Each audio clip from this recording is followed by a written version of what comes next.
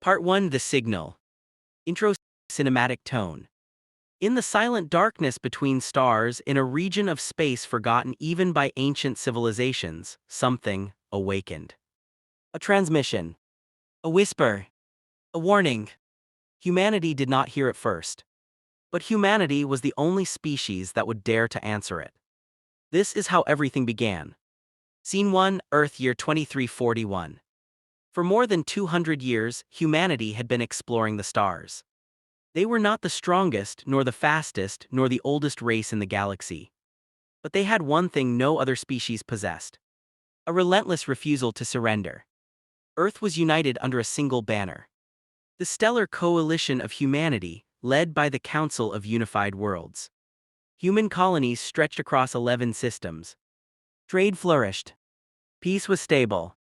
Until the signal arrived. It appeared inside Deep Space Relay Station Delta 19, located far beyond the Kuiper Belt. A repeating pulse. Mathematical, structured, undeniable. Not a message. Not a greeting. A countdown. The first of its kind ever detected. When scientists decoded the signal, every major leader, every military commander, every diplomat went silent. Because the meaning was clear. They are coming. Scene 2, the Galactic Council. Humanity wasn't alone. Dozens of alien species had formed the Galactic Council, a political alliance centuries older than human civilization. When humans shared the signal recording, most alien representatives reacted with fear. Some trembled. Some refused to believe. Only one spoke with certainty. High Chancellor Vuro of the Thorax.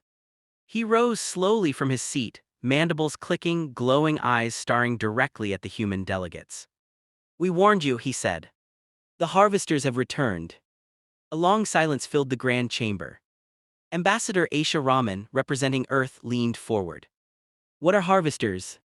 Vuro's voice trembled. "A species that does not negotiate, does not communicate, does not leave survivors." The chamber erupted in panic. Dozens shouted at once. Yet the human ambassador stayed calm. "How long until they arrive?" she asked. Vuro hesitated. "The countdown ends in 28 days. Scene 3, humanity's decision. 28 days. 28 days before the greatest threat in galactic history reached human-controlled space. But unlike the other species, who pleaded to evacuate, to hide, to surrender, humans reacted differently. The human military commander, General Marcus Hale, stood before the council. "If the harvesters want to fight, then they picked the wrong species." His words shocked the chamber. The Vexar diplomats protested. The peaceful Kalori fainted. The ancient Siri shook their luminescent heads. Vuro, the Thorax Chancellor, stared at him in disbelief. "You do not understand. This enemy wipes out entire ARMIES, entire worlds. They devour civilizations." Hale's reply was simple. "So do we when you push us far enough." That was the moment the galaxy realized something important. Where others ran, where others begged, where others surrendered, humans prepared to fight back. Scene 4, the first human strategy meeting. Earth called every fleet commander home. Every scientist, every engineer, every strategist. In Lunar Command Headquarters, a giant holographic display showed the predicted path of the Harvester fleet. Admiral Sarah Locke took the floor. "We are facing a species that outnumbers us, outguns us, and has destroyed civilizations older than the Galactic Council itself." The room stayed silent. She continued. "But humanity has a unique advantage. We adapt faster than any known species. We innovate under pressure. And above all, we don't give up." General Hale stepped forward. "We will not wait for them to reach Earth. We will intercept them in deep space." A collective gasp moved across the room. Lieutenant Kai Torres whispered, "Intercept, sir, that's suicide." Hale smiled. "Everything is suicide until humans try it." Scene 5, preparing for war. In the next 20 days, humanity transformed. Factories on Mars ran without stopping. Orbital shipyards operated at triple capacity. Every colony world contributed whatever they had: resources, ships, volunteers. Even old war veterans returned. One of the youngest recruits was Elias Grant, a 19-year-old engineer from Titan City. His job wasn't to fight. It was to build. He joined Project Aegis, a desperate attempt to create a shield system capable of withstanding harvester weapons. Beside him worked Dr. Myra Sandoval, the most brilliant scientist of her generation. She looked at the data side and said, "If this doesn't work, we're all dead." Elias smiled nervously. No pressure, right? The weapon designers were equally ambitious. Humanity created railguns the size of skyscrapers, plasma artillery cannons, and the prototype Titan-class dreadnought Resolute. She was the largest warship ever built by humans. A floating city of steel, fire, and determination. Scene 6: The Unexpected Visitors. On the 10th day, 2 alien vessels arrived in human space, without warning. They were Thorax ships. When they landed at Orbital Dock 7, Ambassador Aisha Rahman rushed to meet them. High Chancellor Vero stepped forward. "We have come to assist." She stared in shock. The Thorax were known for their neutrality. They avoided war at all costs. Aisha asked quietly, "Why help us?" Vero looked at her for a long moment.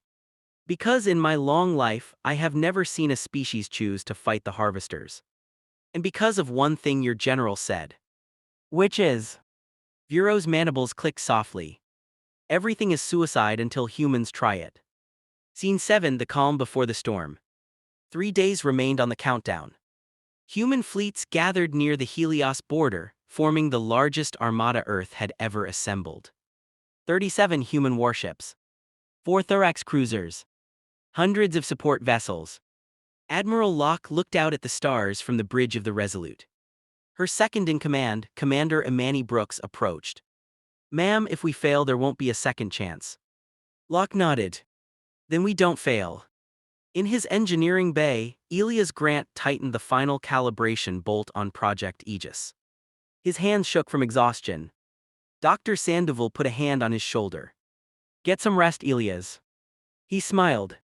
"After we save the galaxy." Scene 8: Harvesters approaching. On the main tactical display, the Harvester fleet appeared as a cluster of red signals. Dozens of ships. Massive. Terrifying. Admiral Locke's voice echoed across every human and Thorax ship. "All units, prepare for engagement." General Hale stood beside her, staring at the incoming threat. "So it begins." Vero, observing from the Thorax command seat, spoke softly. "May whatever gods you believe in have mercy." Hale replied, "Humans don't need mercy." Scene 9: First Contact. The Harvester ships emerged from FTL with blinding white flashes. Their hulls were pale, organic. Almost skeletal. Like massive predatory creatures drifting through the void. The largest among them opened, revealing thousands of glowing weapon ports. A cold mechanical voice transmitted across all frequencies. "HFY Story will begin." Admiral Locke stood tall. "This is Admiral Sarah Locke of the Stellar Coalition of Humanity. This system is under our protection. You will not pass." No reply. No negotiation. Only the charging roar of harvester weapons. Locke raised her hand. "All ships, fire." Scene 10: The First Battle. Humanity unleashed everything. Missiles streaked across space like sparks from a dying star. Railguns tore through vacuum, glowing with blue light. Dreadnoughts fired plasma lances capable of melting asteroids. But the harvesters were ready. Their shields absorbed most impacts effortlessly. Some attacks did nothing at all. General Hale clenched his jaw. "Damn it, they're tougher than we expected." The Thorax cruisers joined the barrage, firing crimson beams that sliced through space. For the first time, a harvester ship took damage, its armor cracked, spilling streams of glowing fluid.